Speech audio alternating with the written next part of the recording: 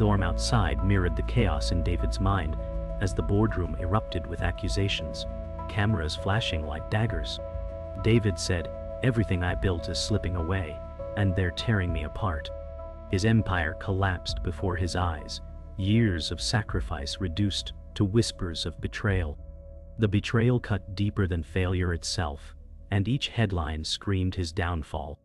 But behind the humiliation, something fierce stirred inside him, a spark whispering that this was not the end, but the brutal beginning of something greater. He clenched his fists as the noise drowned his thoughts, and the weight of loss became unbearable. Yet his gaze, locked on the chaos, refused to break. David walked the deserted streets long after midnight, the neon signs flickering like ghosts of his lost empire. He said, "How did I let everything slip away?" His voice cracked, but his steps carried him forward, dragging the weight of a man judged and broken.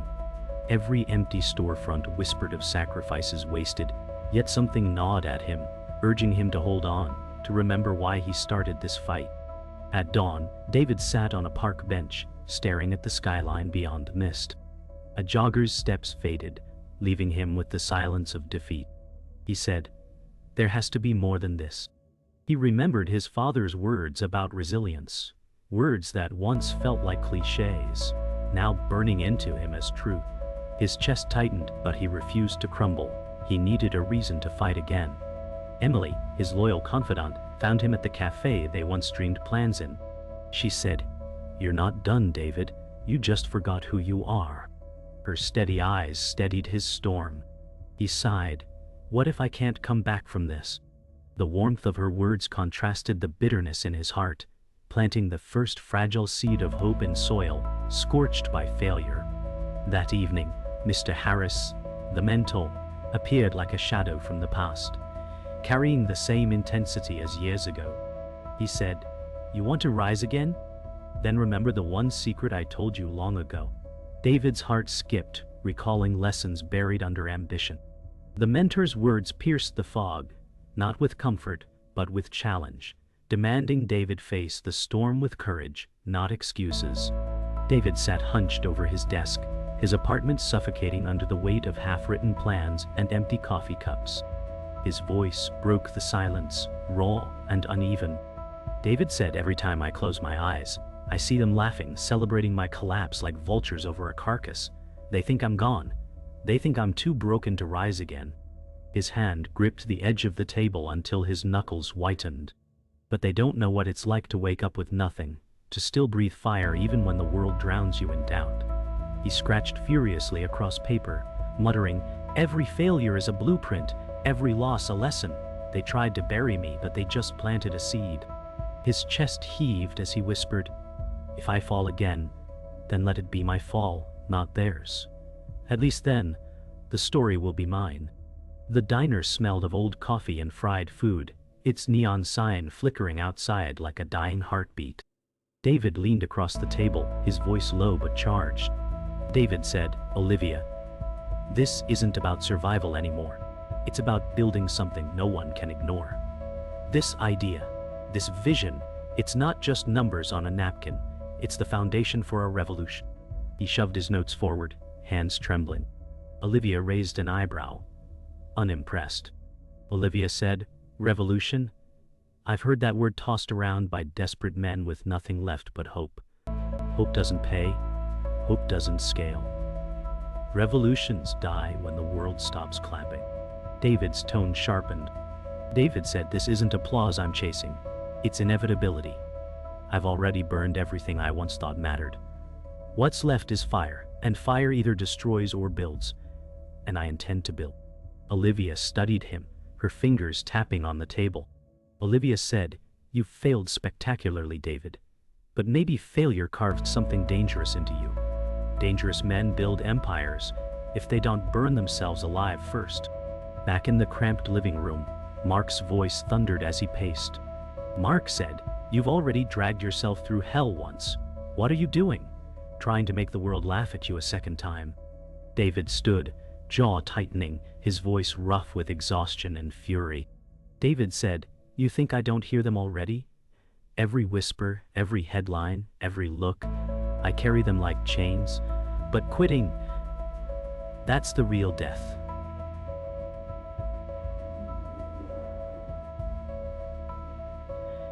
That's when they win. Mark's tone cracked, revealing the fear under his anger. Mark said, "It's not about them winning, David. It's about me losing my brother. I can't watch you die chasing ghosts of empires." David turned sharply, eyes blazing. David said, "I'd rather die chasing a ghost than live shackled to silence. I'm not built for ordinary, Mark. And if that means I burn, then let me burn on my own terms." Silence filled the room, heavy and unyielding, both men breathing like they'd just gone 10 rounds in the ring.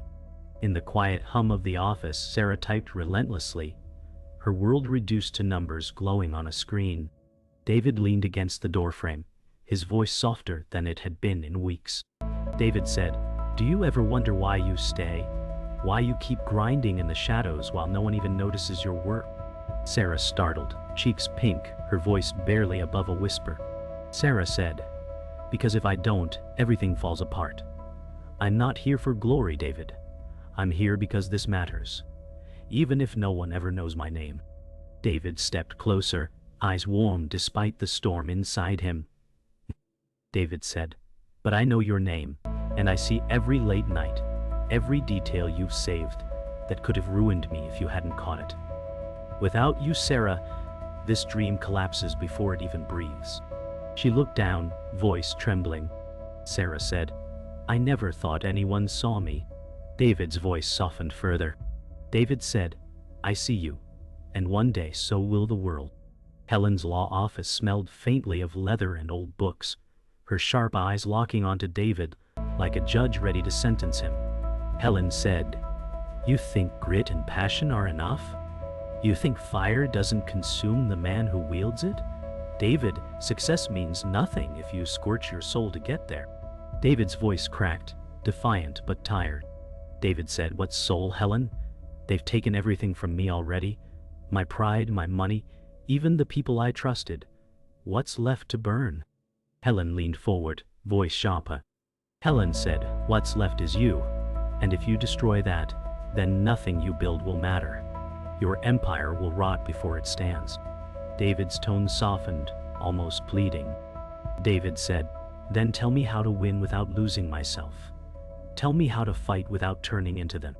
Helen's gaze softened slightly, though her voice stayed firm. Helen said, "You can't be taught that in words, David. You'll learn it in the fire, and you are standing in it now.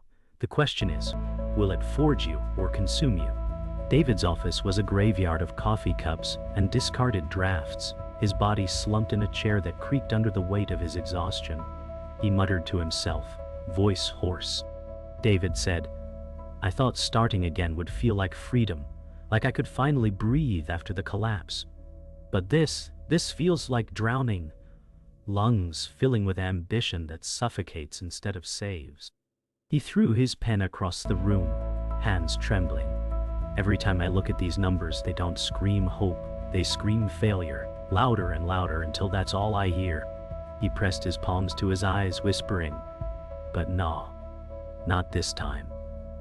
If I'm going down, it won't be quietly. I'll claw at the walls, bleed through the cracks, and make them remember my name, even if it's carved in ruin." Michael sat across from David in a glossy cafe, his tones smooth but laced with venom. Michael said, "David, I can't keep pouring time and resources into a dream that refuses to breathe. You're chasing something that might never pay off." David's face hardened, his words sharp. David said, "You stood beside me when no one else would. You believed when the world mocked me. And now, when it matters most, you walk away?" Michael leaned back, smirk curling his lips. Michael said, "Belief doesn't pay bills. Loyalty doesn't feed ambition. I have my future to think about, and staying tethered to you drags me down." David's chest burned as he snapped. "We built this together. Every sleepless night, every sacrifice, I thought it meant something." Michael's voice was low, almost mocking. Michael said, "It did. It meant you were the stepping stone I needed. Don't confuse your vision for my obligation. David's fists clenched on the table, his voice breaking. David said, then one day, you'll learn that stepping on people leaves you nowhere to stand when the ground finally gives way. At a crowded networking event, Victor's laughter rang out like a knife cutting through David's pride. Victor said, you really thought you could outrun me? That your scraps of ideas could rival my empire? His smug grin drew sneers of agreement from onlookers. David's jaw tightened, heat crawling up his neck. David said, empires fall, Victor. Thunder starts as noise, and storms start as whispers. Don't mistake my silence for surrender. Victor chuckled, voice dripping with arrogance. Victor said, cute. But storms pass, and when they do, only the strong are left standing. You'll be nothing but a cautionary tale, a name whispered in failure. David's chest heaved, fury brimming beneath restraint. David said, maybe. Or maybe I'll be the storm that drowns you while you're busy laughing. The crowd fell silent, some eyes flickering with curiosity, others with doubt, as Victor's smirk tightened ever so slightly. Late at night, David stared at spreadsheets until the numbers blurred, his head buried in his hands. Emily placed a hand on his shoulder, voice soft but firm. Emily said, you're killing yourself like this. It's not just the numbers you're fighting, it's yourself. David lifted his head, eyes red. David said, every number mocks me. Every line tells me I'm sinking. How do I fight numbers that scream louder than my own heartbeat? Emily knelt beside him, her voice steady. Emily said, you're not a failure written in ink, David. You're the man who dared when the world stayed silent. That courage isn't erased by spreadsheets. Tears pricked his eyes, and his whisper was fragile. David said, then stay with me in this, because I don't know how much longer I can keep breathing alone. Emily's hand tightened on his, her voice unwavering. Emily said, I was here when you stood tall, and I'll be here while you stumble. You're not alone, not then, not now, not ever. The mentor's study was heavy with silence, the air thick with dust and wisdom. Mr. Harris's gaze cut through David, voice stern. Mr. Harris said, you drown because you cling to pride. Let go, and you'll float again. David's voice cracked with frustration. David said, if I let go, then what was the point of all this suffering? What was the meaning of every scar, every night I begged the world to believe? Mr. Harris leaned forward, voice like a hammer. Mr. Harris said, the point was never survival. It was transformation. You begged the world because you didn't believe in yourself. Stop crawling at their feet. Stand, even if you stand alone. David's breath shook, tears threatening. David said, and if standing alone means breaking again? Mr. Harris's voice softened, though his eyes stayed sharp. Mr. Harris said, then you break again and again until you realize breaking doesn't end you. It remakes you. Stop fearing the cracks. They are where the light enters. David stared at the empty ledger, numbers bleeding into nothing. His voice trembled. Bankruptcy. It's not just a word anymore. It's the coffin they're lowering me into. He slammed the book shut, bitterness searing his throat. Years of sweat, every sacrifice, every night I went hungry so the dream could eat. Gone.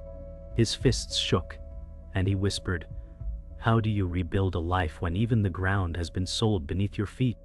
The silence that followed was heavier than the failure itself. Mark stormed into the apartment, his face flushed with anger. Mark said, you're dragging us all down with you, David. Can't you see the hole you're digging? David rose slowly, his jaw set.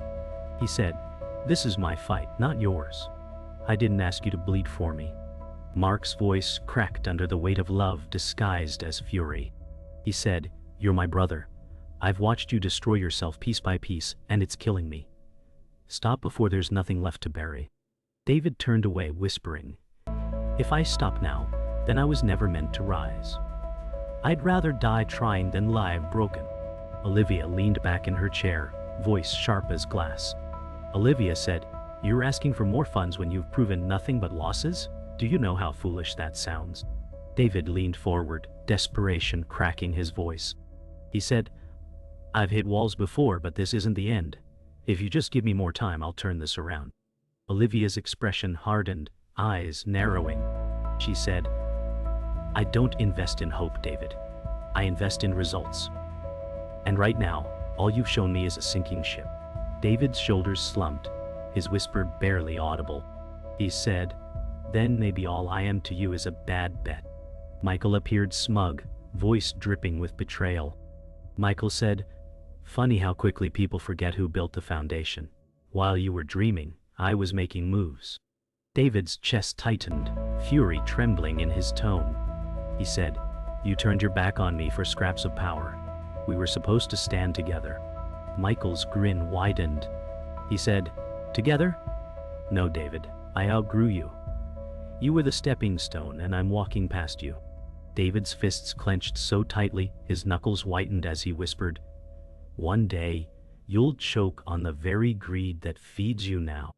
Alone in the dark, David sat on the floor of his empty office, silence pressing against him like a vice. He whispered, maybe they're right. Maybe I was never meant to lead, never meant to win. His breath came shallow, and tears streaked down his face. Everything I touch crumbles, everyone I trust leaves. What's left of me now? His voice cracked into the void. I've lost money, allies, even myself. But if this is the bottom, then tomorrow will tell me if I'm still alive, or if I stay buried here forever. The boardroom was silent, except for Michael's smug voice echoing like poison. Michael said, it's time they knew, David. You thought I was building beside you, but every deal I touched, I twisted to bleed you dry. David's breath caught, his voice trembling. He said, you betrayed everything we built, everything we dreamed. Michael leaned closer, lips curling into a cruel smile. He said, dreams don't pay. Power does. And I made sure the ground beneath you cracked so I could rise higher. David's fists shook, fury and disbelief tearing at his chest. He whispered, you were family to me, and now you've buried me alive. Victor entered, his voice dripping with satisfaction. Victor said, Michael was never yours. He was mine from the start. David's eyes widened, anger and realization colliding. He said, you orchestrated this? Every failure, every crack in my company. Was your hand pulling the strings? Victor smirked, tilting his head. He said, you call it sabotage. I call it business. You were too naive to see that pawns don't last in a game of kings. David's voice thundered, you've stolen everything from me. Victor chuckled coldly. He said, no, David. I taught you what happens when you step into an empire without armor. Emily rushed into the chaos, voice breaking with urgency. Emily said, David, listen to me. Don't let them destroy you like this. David turned, desperation searing his words. He said, they've gutted everything. I trusted Michael. I fought Victor. And now I'm standing here with nothing. Emily grabbed his hand tightly, her voice steadying. She said, you still have yourself. They can't steal that unless you give it away.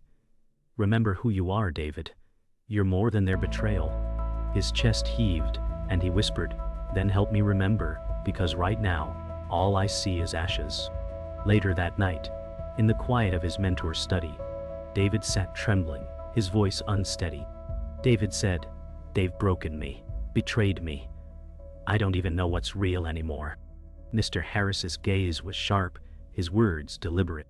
Mr. Harris said, you're broken because you built on fragile foundations. But you still carry the secret I taught you, the one you ignored while chasing glory. David's brow furrowed, whispering, the secret? Mr. Harris leaned forward, eyes burning. He said, resilience is not survival. It's transformation. Every fall is a forge, every betrayal a blade. You either let them cut you down, or you use the fire to rise sharper than before. David stood alone on the rooftop, the city lights burning below like the empire had lost. His voice carried into the night. He said, if betrayal was their weapon, then strength will be mine. If loss was their gift, then fire will be my answer. He clenched the railing, breath steadying with resolve. They've taken my trust, my money, my pride, but they will not take my will. Tomorrow I stop being their victim. Tomorrow I fight back, and I'll build an empire so strong their shadows will vanish beneath it. David's apartment was lit only by the glow of his laptop. Plans sprawled across the table. His voice was low, but steady. He said, "They wanted me broken. They thought stripping me bare would kill me, but all they've done is free me to rebuild without chains." He drew a shaky breath, whispering, "Every betrayal is a blueprint. Every failure is a lesson carved into me. I see it now. The cracks they left aren't wounds, they're windows." He slammed his fist on the table, his tone rising. "I will not crawl anymore. I will rise. And when I do, the empire I build will not just survive, it will eclipse theirs."